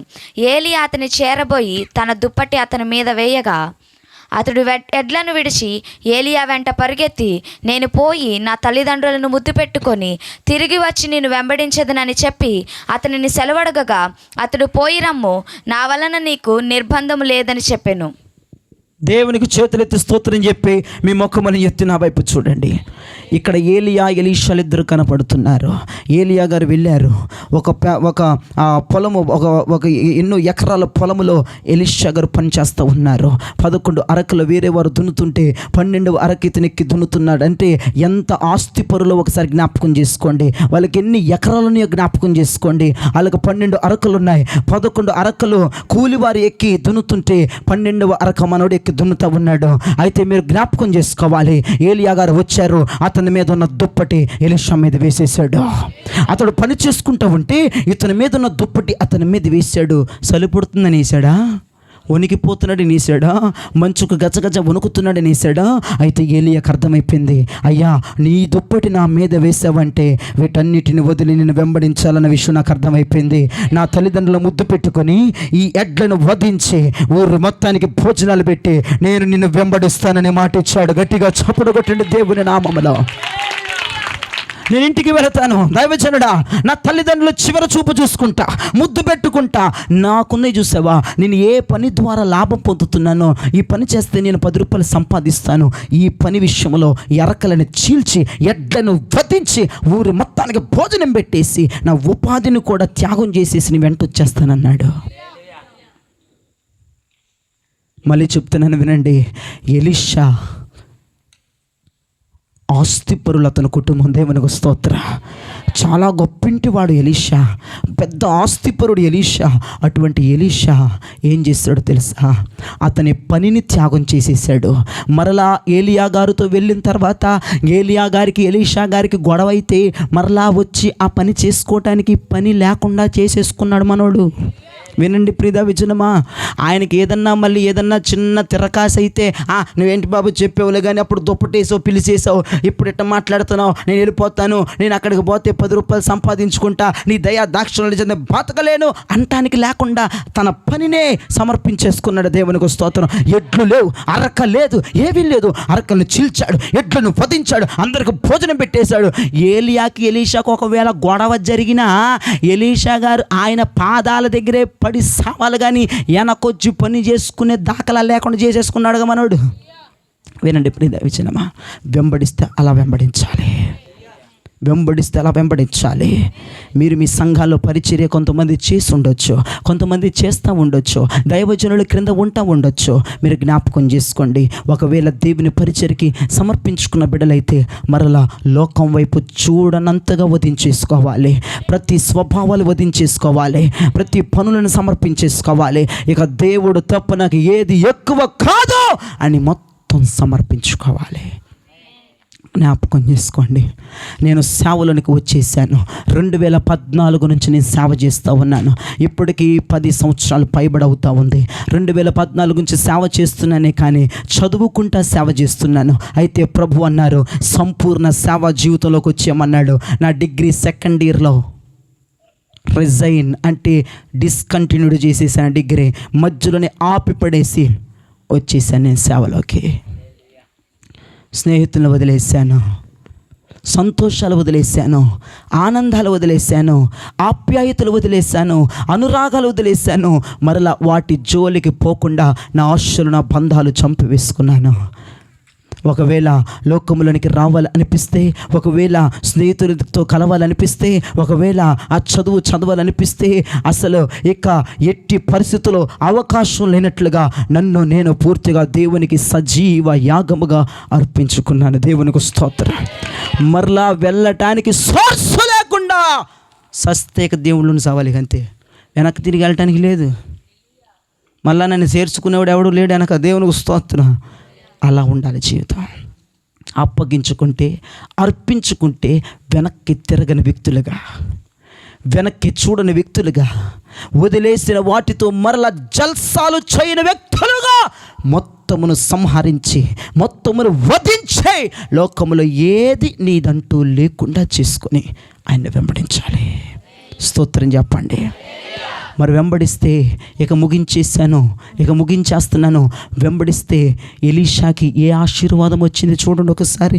2వ రాజుల్లో 13వ అధ్యాయంలో 14వ వచనంలో రాయబడింది మాట. 2వ రాజులు 13వ అధ్యాయం 14వ వచనంలో చక్కని మాట రాయబడింది. ఒకసారి చూడండి.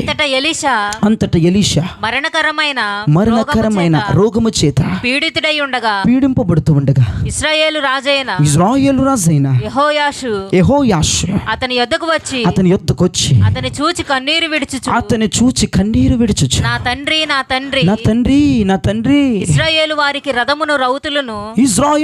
రథాలు రౌతులు నీవే అని ఏడ్చిన. గట్టిగా బైబిల్లో పెట్టుకుని గట్టిగా చప్పట్లు కొట్టిన తనివి తీరా.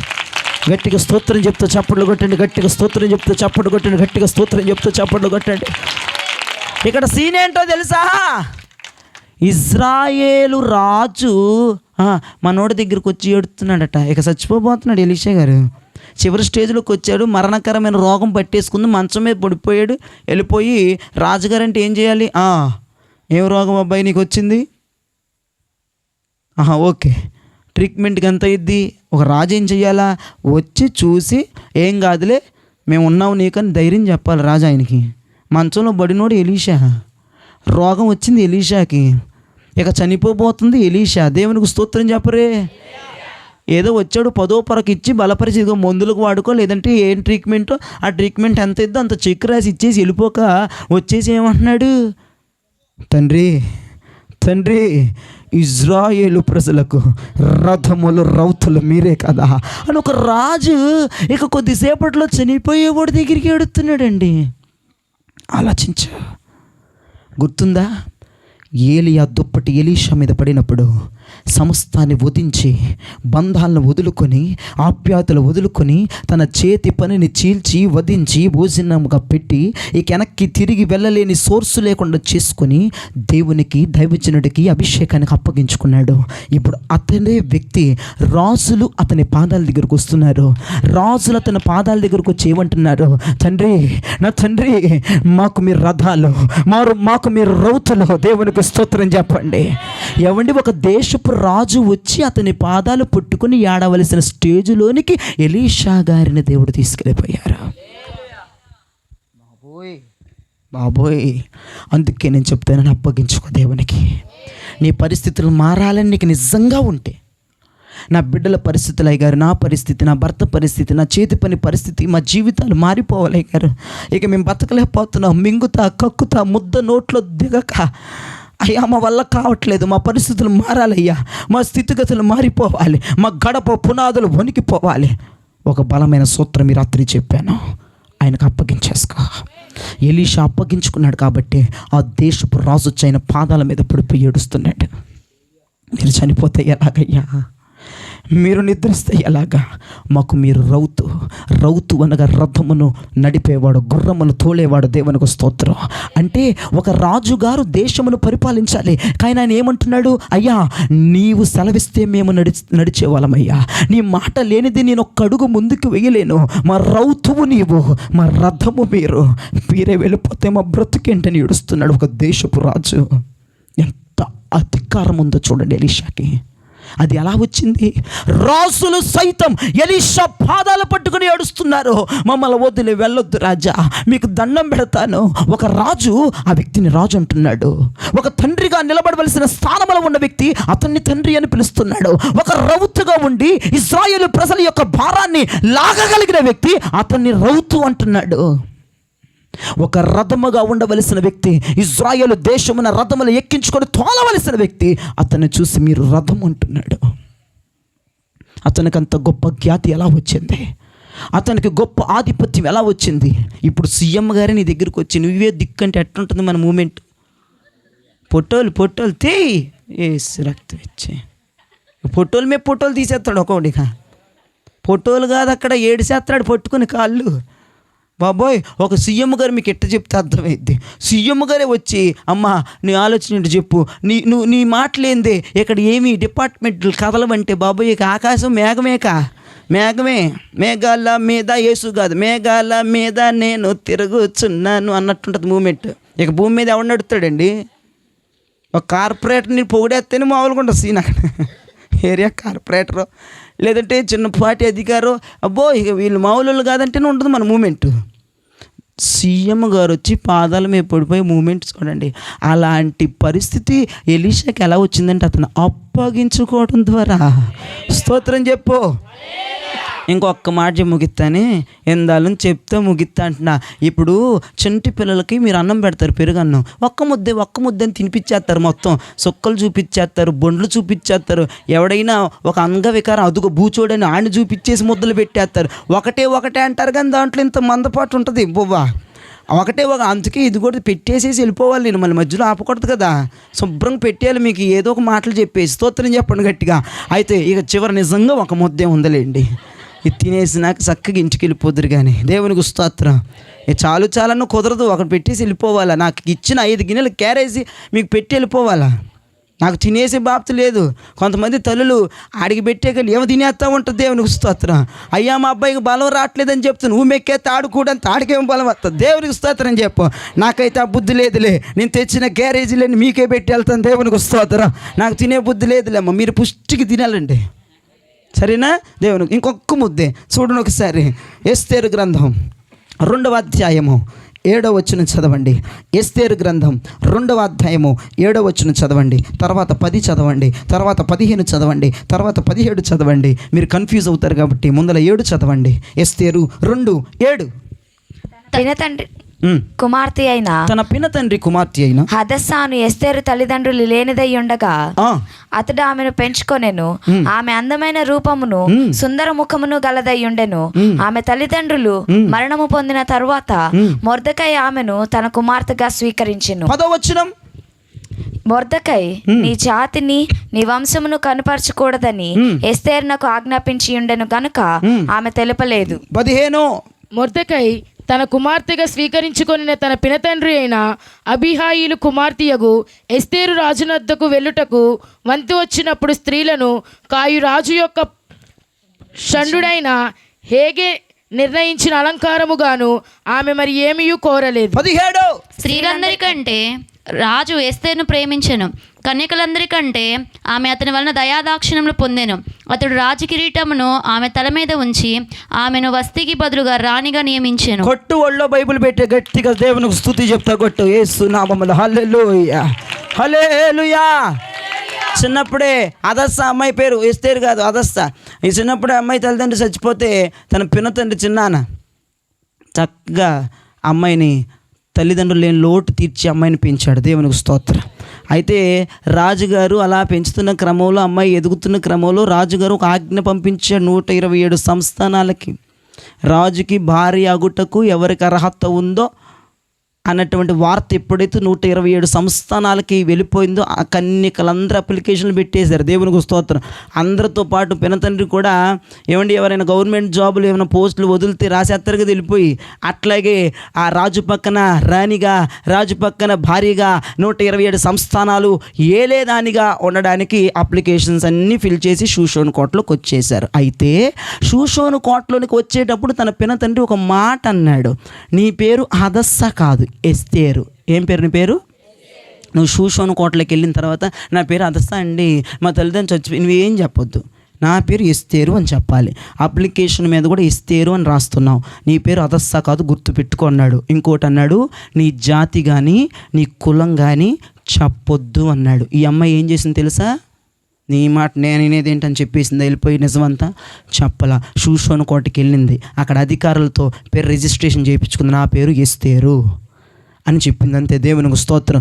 జాతి కానీ కులం కానీ ఏది మాట్లాడలా. అంటే తన తండ్రి మొర్దెకాయ్ ఏది చెప్పాడో, ఏ పెంపకము చేత ఆమె పోషించబడిందో, పెంచబడిందో అదే పెంపకం షూషోను కోటలో చూపించింది. స్తోత్రం చెప్పండి.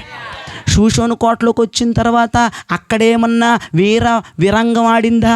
ఆడలా. అక్కడేమన్నా ఆమె సొంత నిర్ణయాలు తీసుకుందా? తీసుకోలా. రాజు దగ్గరికి వెళ్ళే వంతు వచ్చింది. కొంతకాలానికి షండు హేగే వచ్చాడు. హేగే వచ్చి బంగారం బల్ల మీద కుప్పలుగా పోసేసి రెడీ అవ్వండి రాజు దగ్గరికి వెళ్ళాలంటే ఒక్కొక్క ఆమె 7 కాదు 14 వారాలు దిగేసుకుంది. ఒక్కొక్క 14 ఇట్ట కదలటానికి లేదు.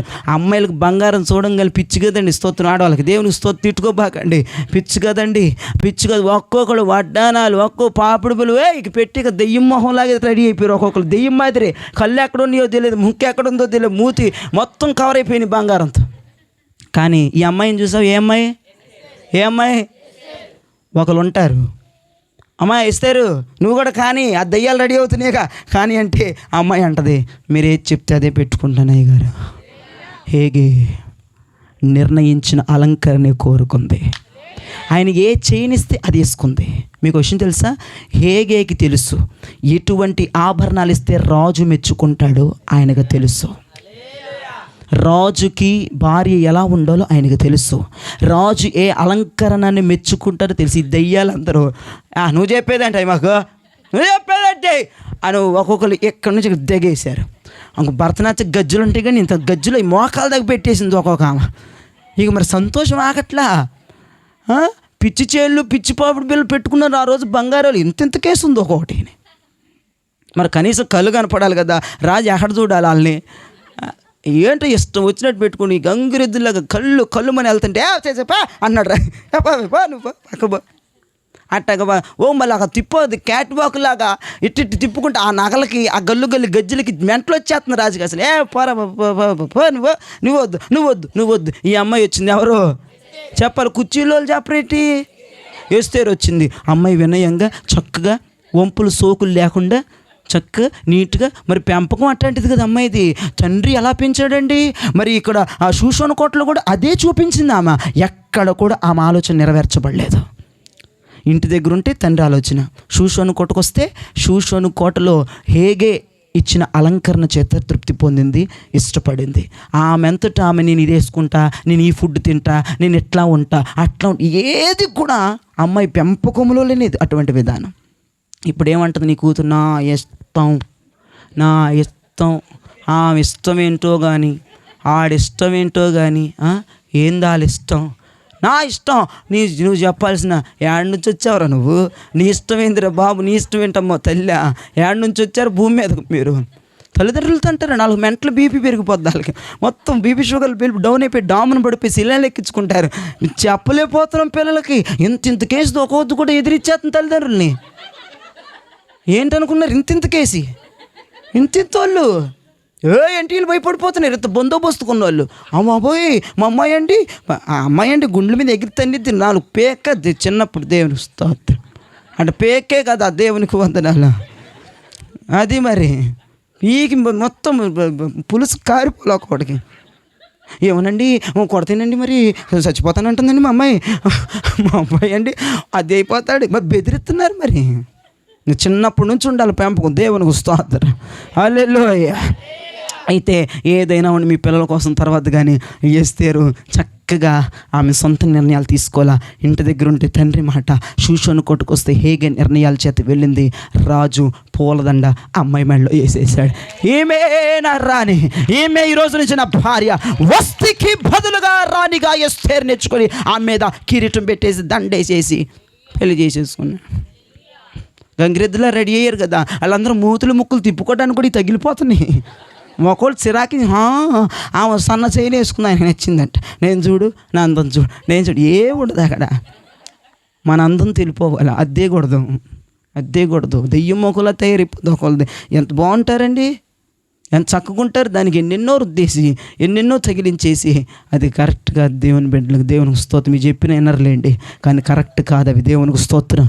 అది వాక్య విరుద్ధం, అది వాక్య వ్యతిరేకం. మీరు జ్ఞాపకం చేసుకోండి. ఎస్తేరు అప్పగించుకున్నట్లుగా నువ్వు అప్పగించుకుంటే రేపు ఆ రాజుకి రాణిగా మనం మారిపోతాం, ఆ వరుడికి వధువుగా మారిపోతాం, ఆ భర్తకి భార్యగా మారిపోతాం. దేవుడు అప్పగించుకోండి. నేను ఇంకెంతమంది మాటలు చెప్పినా అప్పగించుకోండి, లోబడిపోండి, ఒక డీలింగ్లోకి వచ్చేయండి. ఈ రోజు నుంచి ఎవ్వరి మాట కాదు, యేసయ్య మాట వినాలి. వాక్యం ఏది చెప్తుంది వినాలి, బైబిల్ ఏది చెప్తే చెయ్యాలి. కష్టమో నష్టమో 4 రోజులు పడతాం, నరకమే 4-5 నెలలు సంవత్సరం పడతాం. తర్వాత అంత లైఫ్ చాలా బాగుంటుంది. ఎంతమంది ఎన్ని అనుకున్నా అప్పగించేసుకో, లోబడిపో, సన్నిధికెళ్ళు, మానొద్దు, దైవజనుడికి అప్పగించుకో. దేవుని మాటలకి, దేవుని దర్శనానికి, దేవుని ప్రవచనాలకి, దేవుని వైఖరికి నిన్ను నీవు, నీ బిడ్డలు కానీ భర్తగా నువ్వు అప్పగించేసుకోండి. మన జీవితాలు ఇలా ఉండకూడదు. 26లో మన చరిత్రలు మారిపోవాలి, మన రూట్ తిరిగిపోవాలి, మన సుడి హైలైట్ అయిపోవాలి, మన రాత తిరగరాసేలు యేసు ప్రభు. అలాంటి కార్యాలు జరగను గాక. ఎంతోమందికి ఈ వాక్యం అర్థమైంది, ఎంతమంది కడుపు నిండింది. నేను ఎండపోతే చెప్పండి, ఇంకో 5 గిన్నెలు క్యారేజ్ తెస్తా బాబోయ్. అది నిండిపోయిందా? కడుపు శుభ్రంగా నిండిందా? మళ్ళీ ఇంటికి వెళ్ళి అన్నం తినకూడదు. మరి కడుపు నిండింది అంటున్నావు కదా, దేవునికి స్తోత్రం, హల్లెలూయా. కాబట్టి ఒక మాట అండి, అప్పగించుకుంటే ఆశీర్వాదాలు వస్తాయి. అప్పగింపుకు లోబడకుండా తప్పిపోయి తిరిగి, తొలగిపోయి తిరిగి, దొంగకు బ్రతుకుతే ఆశీర్వాదాలు కూడా నిన్ను తప్పించుకు తిరుగుతాయి. నోట్ చేసుకో. నువ్వు తప్పించుకు తిరిగితే ఆశీర్వాదాలు కూడా నిన్ను తప్పించుకు తిరుగుతాయి. నువ్వు లోబడితే, అప్పగించుకుంటే, రాజీ పడితే, ఏడుస్తే, మారు మనసు వస్తే, మోకరిస్తే, చేతులు ఎత్తితే, కన్నీరు విడిస్తే, నా తప్పైందంటే వచ్చి నీ గడప గుమ్మములో నిలిచి నీ ఇంటి డోర్లు కొడతాయి ఆశీర్వాదాలన్నీ. తీయన్నమ్మ, అక్క తీయక్క, అన్న తీయన్న, నేను వస్తానన్న. అది నువ్వు లోబడలేదనుకో, ఇప్పుడు కూడా ఆయన అట్టకి చెప్పుకుంటాడు, నా ఎవరు నాది అన్నావు అనుకో, అవి కూడా నీకు అడ్రస్ లేకుండా అడ్రస్ వెళ్ళిపోతాయి. నీ బ్లెస్సింగ్స్ అన్నీ జ్ఞాపకం చేసుకో. ప్రతి బ్లెస్సింగ్ మన గుమ్మం దగ్గర ఉండాలి. ఈ రోజు నుంచి ప్రతి ఒక్కటి మన వెంట పడాలి. మనం దాని వెంట పడ్డాం ఇన్ని రోజులు. దావీదు గారు ఒక మాట అంటారు, కృపాక్షేమములు నా వెంట పడుతున్నాయి. స్తోత్రం చెప్పండి గట్టిగా. నేను కృపాక్షేమములు వెంట పడట్లేదు, అవే నా వెంట పడుతున్నాయి. సకల ఆశీర్వాదాలు మీ వెంట పడాలి. సకల ఆశీర్వాదాలు మీ డోర్లు ఈ రోజు నుంచి కొట్టబోతున్నాయి. నూతన సంవత్సరముల సకల ఆశీర్వాదములు మీరు ద్వారములు తెరుస్తూ ఉండగా, మీరు సమర్పించుకుంటూ ఉండగా, మీరు లోపడుతూ ఉండగా, మీరు అప్పగించుకుంటూ ఉండగా, సర్వదా ప్రతి కార్యం, ప్రతి బ్లెస్సింగ్ నీ గుమ్మములు దాటి ఇంట్లోకి రాబోతున్నాయి.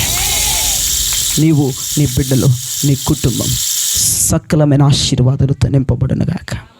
నిజంగా ఈ అవకాశాన్ని కల్పించిన దేవాతి దేవునికి, ఇక్కడ ప్రార్థన పెట్టడానికి దైవజనుల యొక్క సహకారం కూడా అందింది. ఇద్దరికి వందనాలు. అయ్యగారులు ఇద్దరికి నా హృదయపూర్వకమైన వందనాలు. చాలా అయ్యగారు సంఘాలు కూడా సపోర్ట్ చేశారు, వందనాలు. వాళ్ళకి అందరూ సపోర్ట్ చేసి నిజంగా ఇంత జయకరంగా ఈ మీటింగ్ని జరిగించారు. దేవునికి స్తోత్రం కలుగనగాక.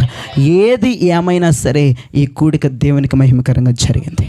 ఈ కూడిక బ్లెస్సింగ్స్ అందరూ హంసన్న గృహంతో పాటు మనందరం పట్టుకెళ్తున్నాం. అందరికీ సమానంగా దేవుడు బ్లెస్సింగ్స్ ఇచ్చాడు. ఈ వాక్యాన్ని దేవుడు దీవించి మీ వినికిడిలో పెట్టి ఫలింపచేసి ముందుకు నడిపించునుగాక.